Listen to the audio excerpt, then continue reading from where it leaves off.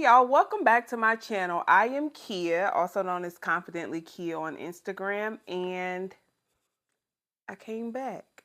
On this channel, we talk about fashion, lifestyle, entrepreneurship, motherhood. And today's conversation is about motherhood. But before we get into it, if you have not subscribed, go ahead and click the subscribe button. If you like this video, go ahead and like, share, comment towards the end once you're done watching to see what I have to talk to you about today. But thank you for coming. So today's conversation is about motherhood because whew, the things that we go through as parents and specifically as mothers. And I have notes. And so the conversation I want to start with, or the conversation I'd like to focus on, is it gentle parenting or is it just intentional parenting, right? I remember when, I'll start off by letting you know, I am a 40-year-old mother of a soon-to-be 5-year-old. So I had my child, my son, during COVID. And I remember, hearing all these things and seeing all these pages about gentle parenting, gentle parenting. And of course, after reading what and listening to the things that people were saying, gentle parenting seemed like the way to go, right? But the longer and longer I was dealing with parenthood, I'm like, first of all, who coined it gentle parenting? And then is it gentle or is it just being intentional about the way that you parent your child? I feel like as a millennial, I feel like my mother was always in fight or flight mode. It was always survival mode. I never went without. I never needed or wanted anything. Nothing. I had all the experiences I could ever dream of, right? But I do feel like my mother sacrificed a lot, and a lot including her mental health. And I think it's probably a taboo subject to talk about, but when you're in a state of survival, you literally are always on the go. There's never time for rest. There's never time to actually think.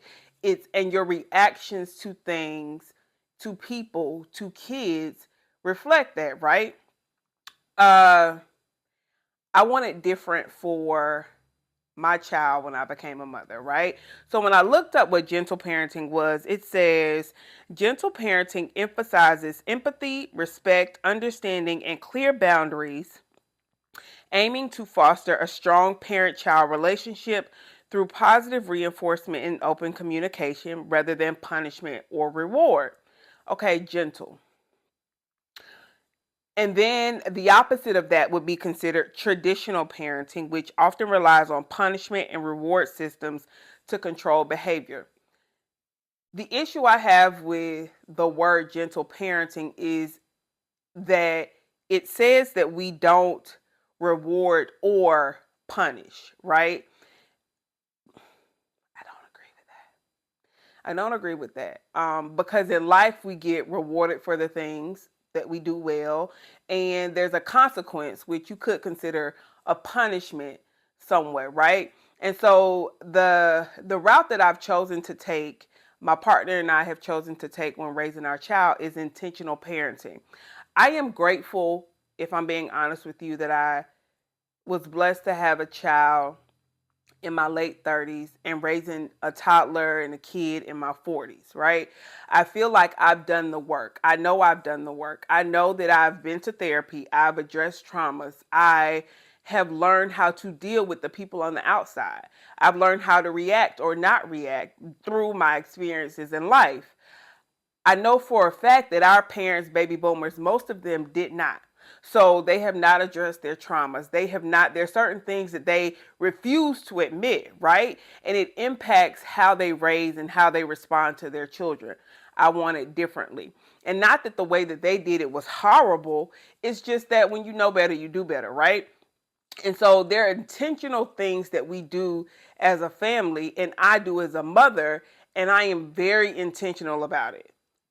When I say very, very intentional about it because I've lived a couple years, right? So I've experienced people, I've led people, I've managed people, I've worked with people, I've traveled with people, and there are characteristics about people that you can kind of pinpoint where you say, I bet they mama didn't do this. No judgment. Or I bet they never experienced this because of how they respond to situations, situational responses. You can tell who has experienced what, who was taught what, who has dealt with what, right? And so some of the things that we are being intentional about in parenting our child that is a little different from the way that we were parented starts with ensuring he has a voice. While he is only 4 years old, soon to be 5 years old, he is still a human being. And we recognize and respect the fact that he is a human being. And if the expectation is for him to become a confident adult, a person who is not afraid to be vocal, a person who is confident and comfortable with their words, he has to start at home. And it's not a difficult thing to allow him to be vocal. I'll be honest with you. Most of the challenge, and it's not necessarily a challenge, but it's the judgment you get from the outside world, right? So in our home, it's easy. I mean, and it's outside is easy too. I'll take that back. In our home, it's easy. But you do get judgment when you go to family members' homes, out in public. And while my child is extremely respectful, he is allowed to ask questions. He is allowed to voice his opinion. And I want him to be comfortable with that at home with mommy and daddy first. So that when he goes out, whoever is watching him, whoever is presence he's in, they know that one, he's respectful, but two, he's capable and able to be vocal respectfully, right? He has to practice it now. I can't expect for him to be an adolescent or a teenager, or even a young adult, and start learning this then. We see when people have not learned to ask questions or are afraid or timid when they're in certain spaces because they don't know what other people are going to think, right? Because they're not comfortable or confident in themselves or their ability to even just like communicate because they were shut down when they were kids. That's one of them. The second one is teaching him to establish boundaries. I want to be very clear. I don't necessarily consider this gentle parenting. Okay? There are consequences to his actions. And so I consider this, and I would term it intentional parenting. So teaching him to establish boundaries, that's not just with people on the outside. It's in our home too. If there's something that we are doing that is uncomfortable or annoying him and it's to his personal space, I want him to always be able to communicate. I don't like that. That doesn't feel good. Please don't do it again. And I want him to be comfortable with saying it to mommy and daddy first. So that when he gets out in public and he goes to school and he interacts with the people outside, he will be confident in telling people when it's too much, when it's not uncomfortable, be able to communicate. I don't like that. That doesn't feel good. Please don't do it again. And I want him to be comfortable with saying it to mommy and daddy first. So that when he gets out in public and he goes to school and he interacts with the people outside, he will be confident in telling people when it's too much, when it's not uncomfortable, when they have impeded on his personal space and his boundaries. It's not just for other little kids, okay? Because adults have this entitlement when it comes to children. And a lot of their thought process is, oh, they're kids, they don't know any better. I want him to be able to practice all of those things within these four walls so that when he walks out, it's no question that he'll practice it then with a child or an adult. That's number two. Number three, giving him space to be expressive in a respectful way. I think, and I've heard many stories where there have been adults who were, well over my age now, who were not allowed to express themselves, their personal style, their personal um, joys in life because it didn't align with their parents. I don't plan on, and I'm not living through my child. So, whatever, I am here to guide him. His father and I are here to guide him. We are intentional about allowing him to express himself in whatever way that he sees fit at the moment, right? Like, it's not oh, that's not, because he's 4. So he typically right now is expressing himself in the way that he either dances or the things he wants to watch on TV or the games he wants to play. I am not of the mindset that I should control that. I can help guide that as his parent. But again, I want him to be comfortable outside of these 4 walls to do that. One of the one of the biggest things that I know is controversial is allowing children to ask why. We've seen it all the time. Certain people allow their kids to ask, and when I was growing up, it was don't ask. It's because I told you so, right? But how do you expect a person who all their lives have been told because I told you so to understand the root of anything, right? To understand the reasons why we do anything. Because they've never been told the reason why. They literally were just told to fall in line. That's not what we're raising over here. We are being intentional about making sure, intentional. I want you to hear me clearly. Intentional about making sure that our child has a voice. He's allowed to ask why. If I go into a space and someone just gives me direction and I have no idea why I'm doing it, what I'm doing it for, who it'll benefit, I'm not asking those who, what, where, when, why, and I just do it, whatever happens after that is still on me. The consequence is still on me. Whatever it is, good or bad, right? It's still on me. But there's something you learn in Lean Six Sigma, and I think it's like even when you earn your yellow belt, which is the first belt you learn towards learning process improvement. There's there's a whole system, but I'll put it down below. But one of the biggest things that you start with when learning this strategy is the 5 whys, and I noticed when in spaces, people will just do. There are people that will never ask why, right? So to me, those people aren't problem solvers because if you never ask why, you never know what the impact is or even what the issue is because you never ask.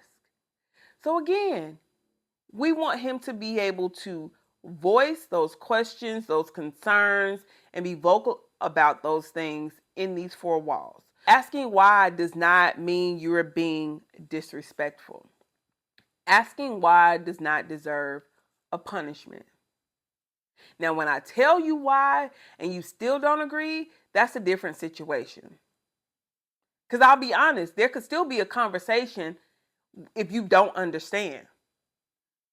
But if you never ask and if I never allow him to ask, he will grow up being the adult that does not know the importance to understanding why we do certain things.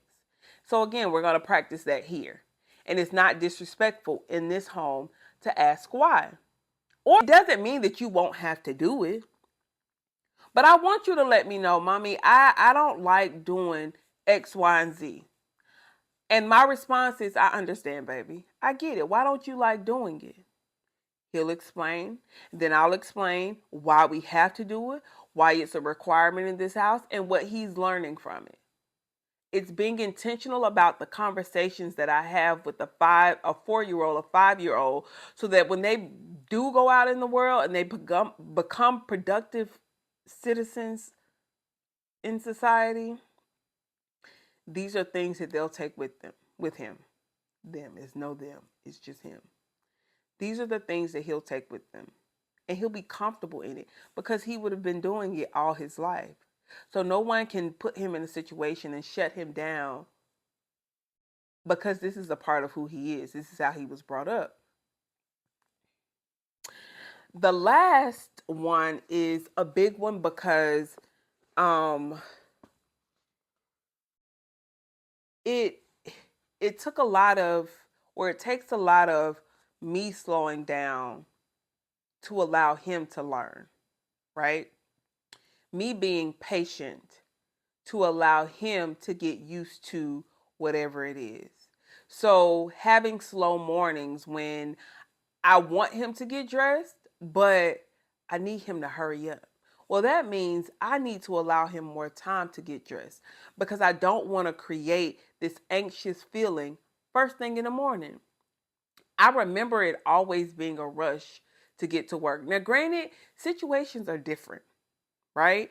I work in a role where I do work from home a lot of the times, or my start time is not at 7:30 at 8 o'clock, right? So I have flexibility. So I have the ability to allow him to peacefully get dressed in the morning, peacefully eat his breakfast in the morning, not rush him with putting on his shoes, allow him the peace to prepare for his day.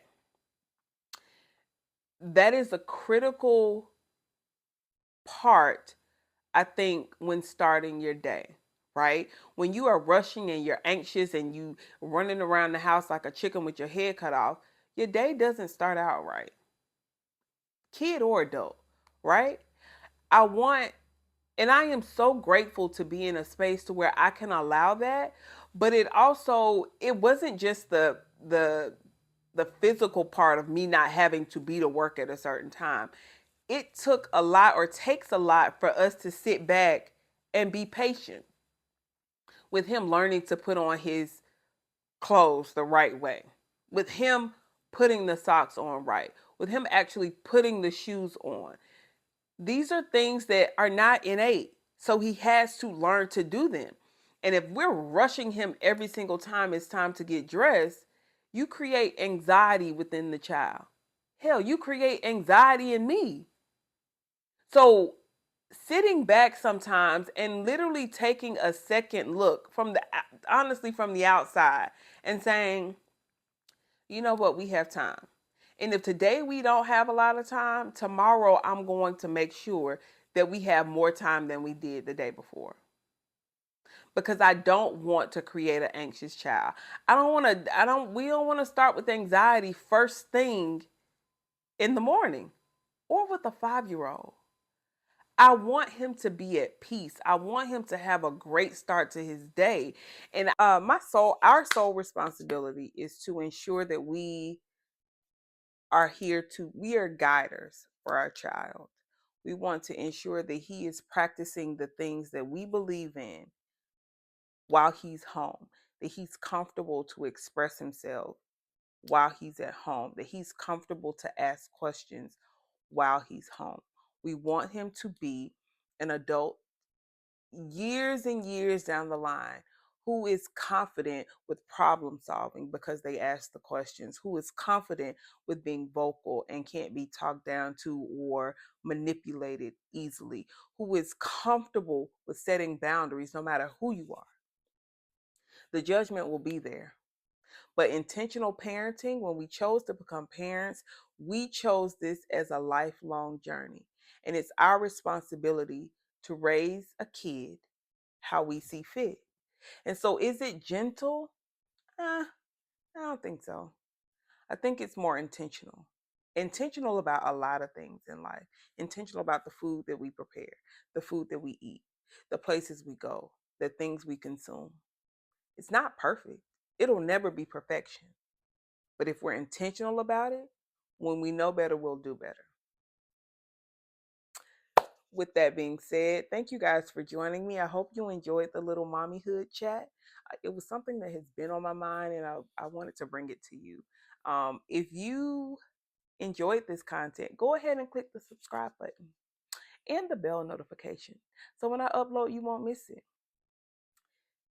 Drop a comment below to let me know the difference in the way that you're parenting compared to how you were parented. What things are you doing differently that your mom and daddy them might judge you on?